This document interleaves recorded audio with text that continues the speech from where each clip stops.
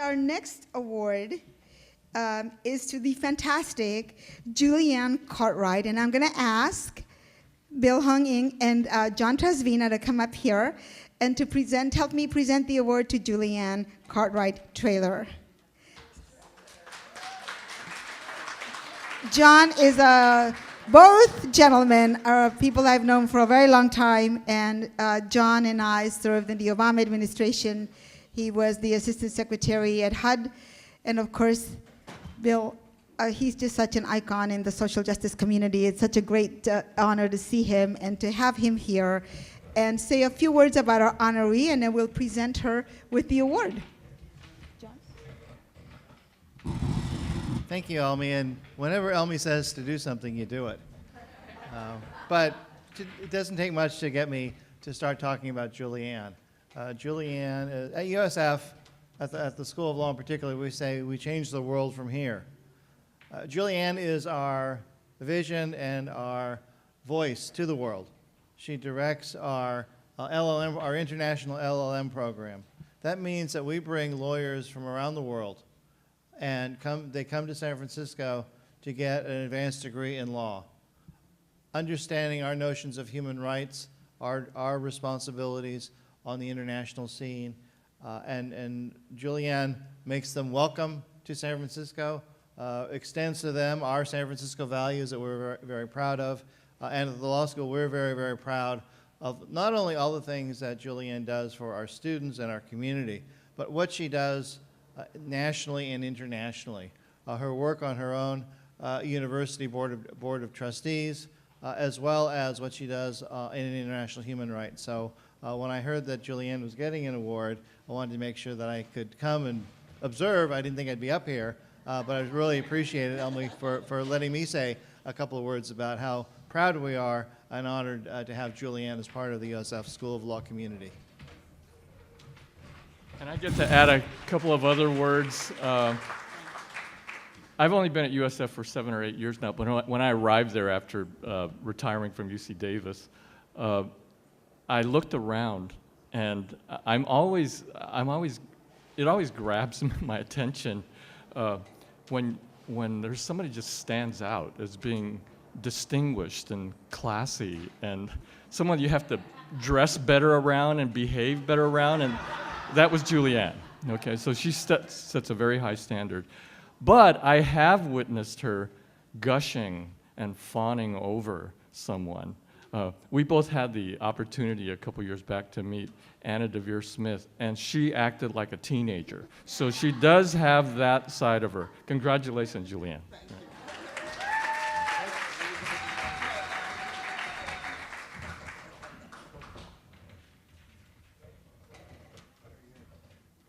And look at this beautiful necklace also.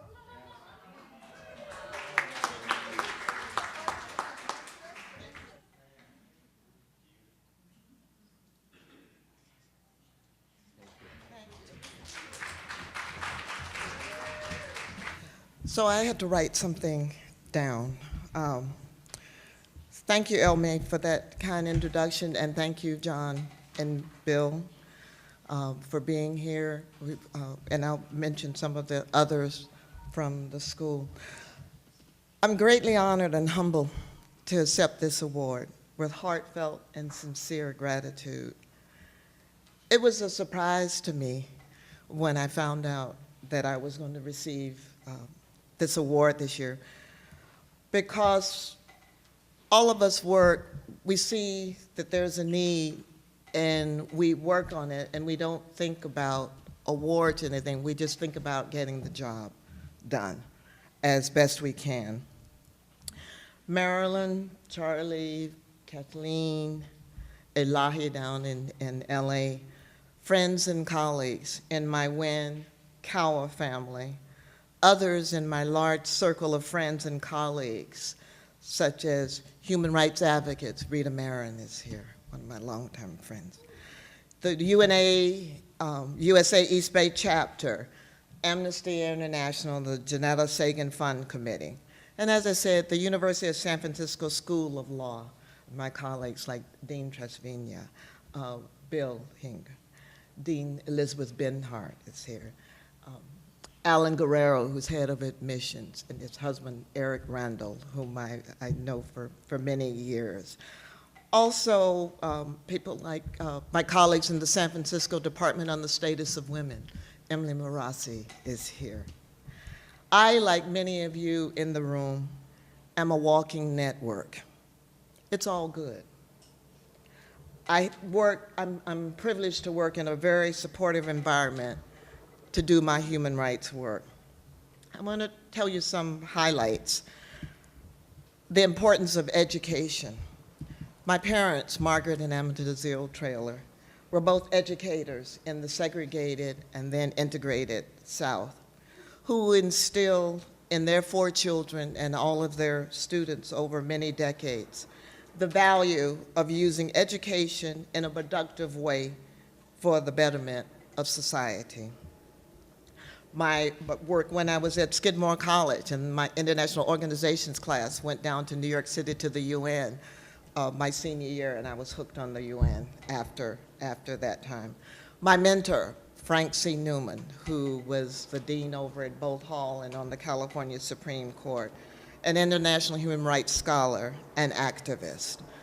My work at the International Peace Research Institute in Oslo, Norway, where I worked on issues of women and peace and the realization of economic, social, and cultural rights, the right to food.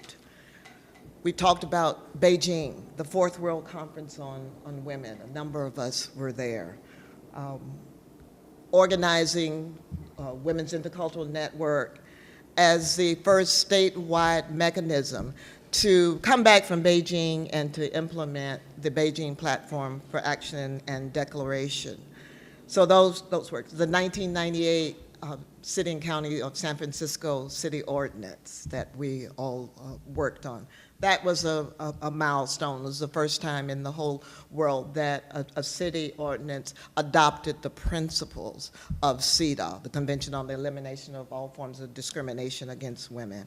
Then the Durban Conference, the World Conference on Racism, and all of the work that a number of us have spent decades on to get the US government to ratify CEDAW over these years. I remember meetings when Vice President Joe Biden was a senator then and head of the Senate Foreign Relations Committee and working with him. Over these years, I've seen the growing involvement of the Women's Intercultural Network and the San Francisco Department on the Status of Women, the evolution of their advocacy work, not only here in the Bay Area, nationally and internationally, especially within the context of work at the UN, and now working on the Cities for CEDAW campaign and working with the NGO Committee on the Status of Women and Sun Young Young in New York City. All are a part of my lifelong and valuable experiences and journey in many years of working on human rights issues, especially those on women and girls. On that journey, I met really courageous women along the way. Some suffered mental and physical torture. Some were murdered. Some had attempts on their lives. Others had their families killed and suffered genocide. They were jailed. They were raped and brutalized for their courageous struggle on behalf of women's human rights. They are truly the courageous ones.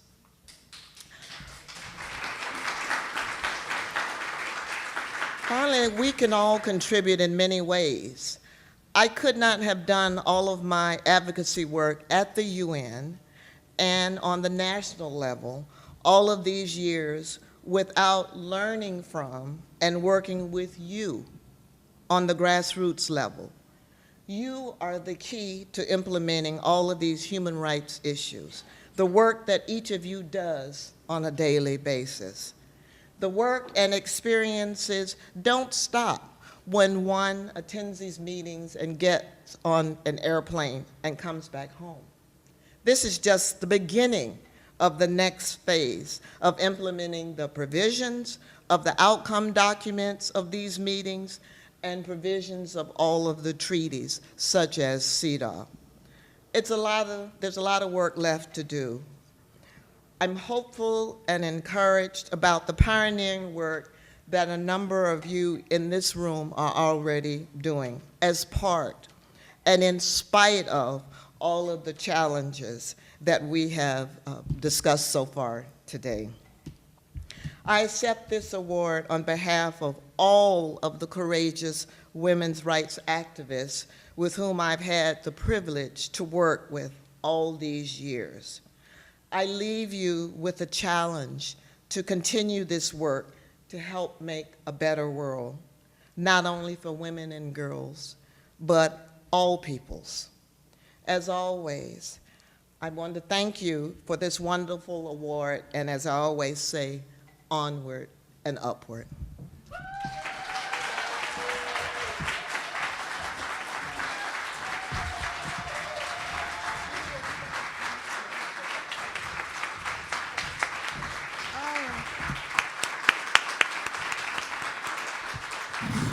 Thank you so much.